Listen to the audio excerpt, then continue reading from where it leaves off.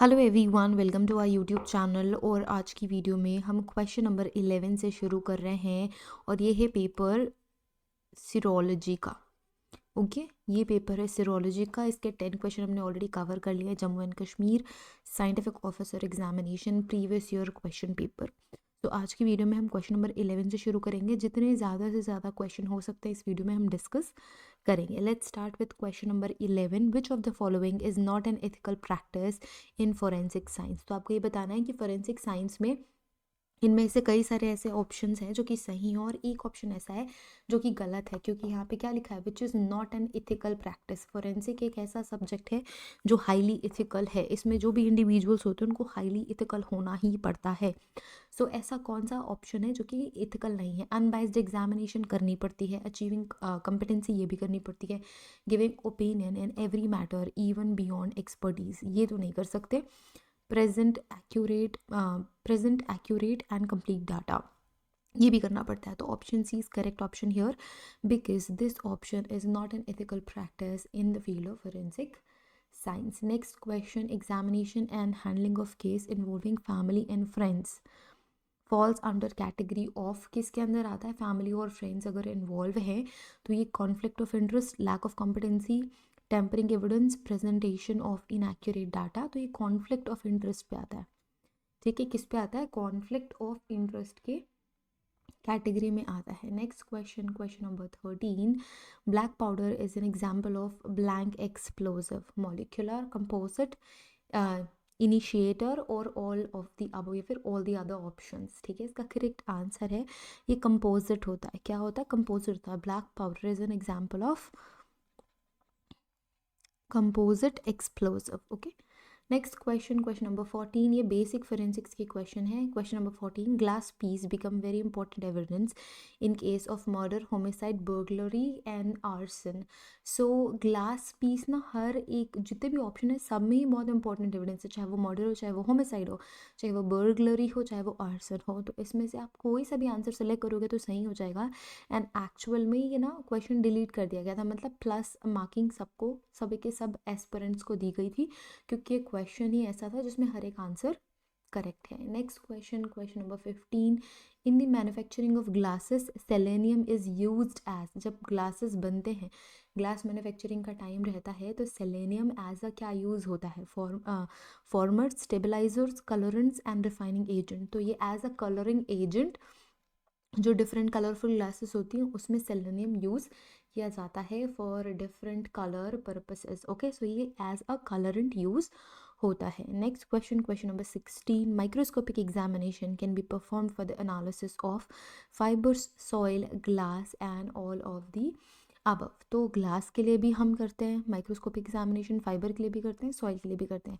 तो basically all of the above is the correct answer, क्योंकि जो माइक्रोस्कोपिक एग्जामिनेशन है फोरेंसिक साइंस के फील्ड में बहुत ही ज़्यादा एक्सट्रीमली इंपॉर्टेंट है। और आपका फर्स्ट स्टेप यही होता है कि आप माइक्रोस्कोप में आपके सैम्पल को चेक करो।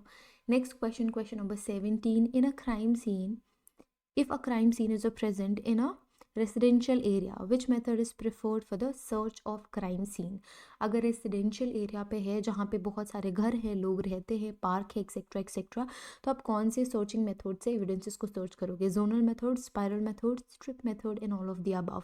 तो क्या करेंगे, हम जोन्स बनाएंगे। Zonal method is the correct answer in this question, कि हम डिफरेंट जोन्स बना लेंगे। डिफरेंट डिफरेंट जोन्स में हम क्या करेंगे, डिफरेंट जोन्स में हम एविडेंस कलेक्ट और सर्च करने का काम करेंगे। Next question, question number 18। Question number 18 आपसे पूछ रहा है, sign of struggle can be found on dead body in the case of. Sign of struggle किस में होता है, murder, homicide, suicide and both A and B.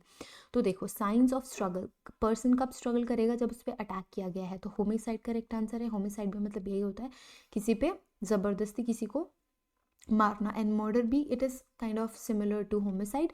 So option A and B are correct, क्योंकि जो suicide है उसमें sign of struggle नहीं होगा।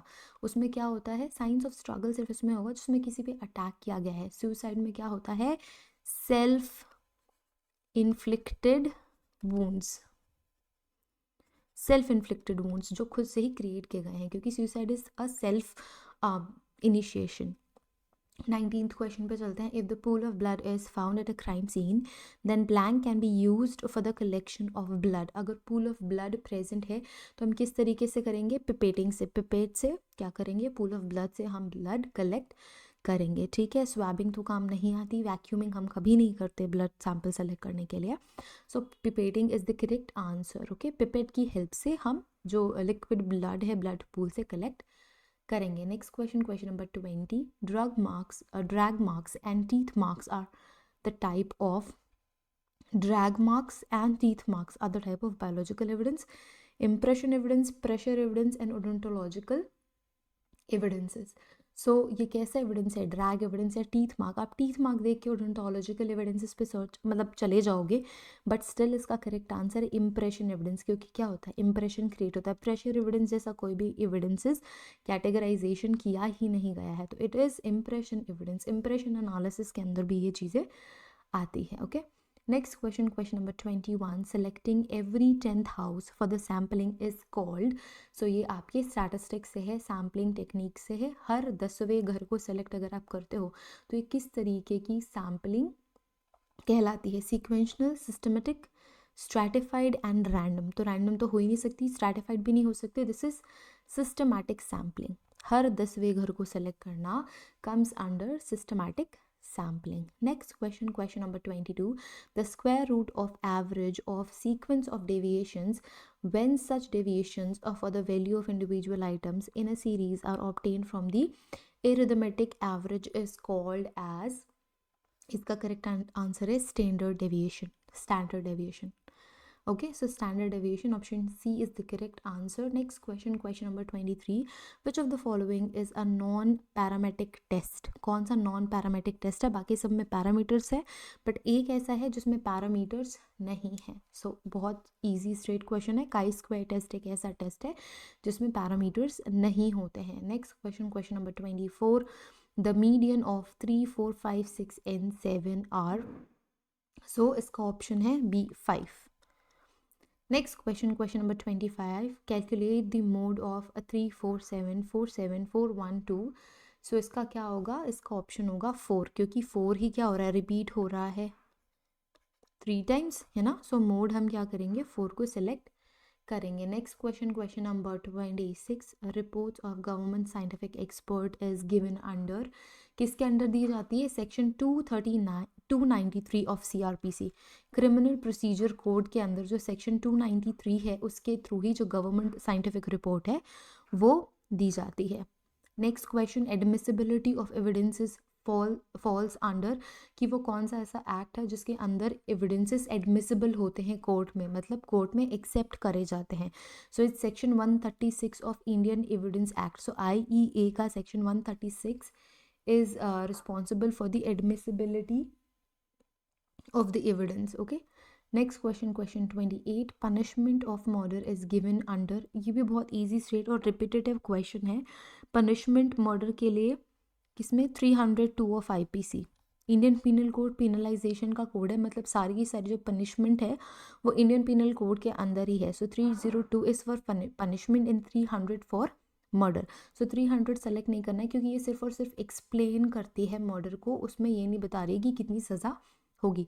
Option C is correct here. Question 29. Punishment of criminal conspiracy is mentioned under. So criminal conspiracy किसके अंदर mentioned होता है? क्रिमिनल कॉन्स्पिरेसी IPC के अंदर मेंशन है section 120B. Section 120B of Indian penal code is correct. Abduction is defined under. तो abduction कैसे define करा गया है? कौन से सेक्शन के अंदर डिफाइन करा गया है? सो अबडक्शन डिफाइन करा गया है section 362 of IPC. Indian penal code के सेक्शन 362 के अंदर अबडक्शन को एक्सप्लेन किया गया है. So we are done with 20 question everyone in this video, and in the next video we'll start with question number 31.